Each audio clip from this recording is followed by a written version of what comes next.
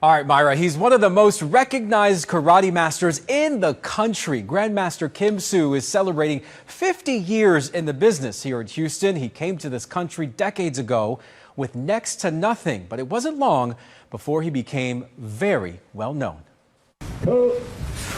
He's devoted his life to teaching others respect, confidence, and discipline through martial arts. Some students been here 40, 50 years with me. Yeah, it's amazing. Grandmaster Kim Soo has seen thousands of students pass through the doors of his Kim Soo Karate over the years. And he's promoted more than 600 of them to the coveted black belt. So I'm 79, but still teaching. I came to the United States to teaching, to share my knowledge. That's my sole purpose.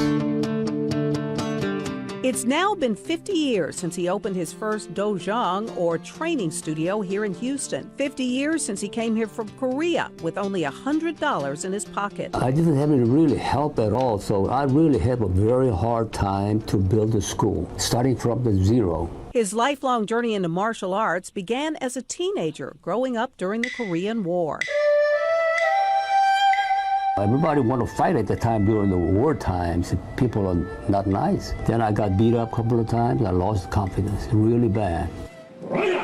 So he turned to karate, which offered him a sense of peace and belonging. He went on to teach martial arts in the Korean Army service, but it wasn't long before he set his sights on America. That's what I decided. I want to go here as a pioneer. I like to help out the people who need really martial arts. But his first few months in Houston were tough. He had to leave his wife and young son behind in Korea and was homeless in the beginning. I couldn't teach martial art. I couldn't make any money because I don't have any green card, no work permit. Kim remembers going to the immigration office not knowing what to expect. Why do you like to live in America? That's the first question. I told him America needs me. That's what I told him because I was nervous. He was granted a work permit and started sleeping in an empty building on Clay Street in downtown Houston. But then he saw an opportunity in that old building. Without any money, I just remodeled it myself. In 1968, he turned it into a martial arts school. So I thought maybe when I open school, I get a lot of students. But I opened school, nobody showed up. Only one guy came. Kim never gave up. Slowly, he started recruiting students and also began teaching martial arts at Rice University and the University of Houston. Some of his students have stuck with him since the very beginning, like Darlene Sanders, who started taking classes as a teenager in the 1970s. And I had read a book when I was young, and I liked the idea that a smaller person could prevail against a larger attacker. He's the most compassionate teacher I've ever seen. He is kind and humble. Kim now teaches alongside his son, Master Sean Kim. Together, the two teach what's called Chayon-Ryu, which means the natural way. It emphasizes a balance between mind and body, rather than simply learning to kick or punch. We focus less on the winning and losing mentality. It's being more of an inward type of training where you're focusing more on the mental side. Before and after every class, their students recite the dojang hoon, or training oath.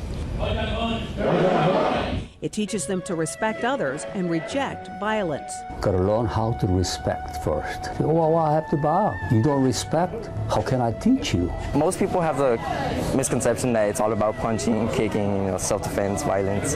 But if anything, it's probably the opposite. It's not only teaching discipline and how to respect others, but also just being in control of yourself. Knowing when to avoid a situation rather than to engage. Rucha Choa and his sister Kimberly have been training at Kim Soo Karate since they were just 5 years old. We were in a bad neighborhood, and my mom specifically saw bullying in our neighborhood, and she didn't want us to have that same experience. Kimberly's training even influenced her college major. I teach here, and it kind of just influenced me to teach some more. I'm majoring in education. I'm actually wanting to be a teacher. And even entire families train together. Grandmaster has a smile, and he's kind to the kids, and he's just fun to be around, really. Kim's influence has earned him mayoral proclamations from 6 different Houston mayors over the years.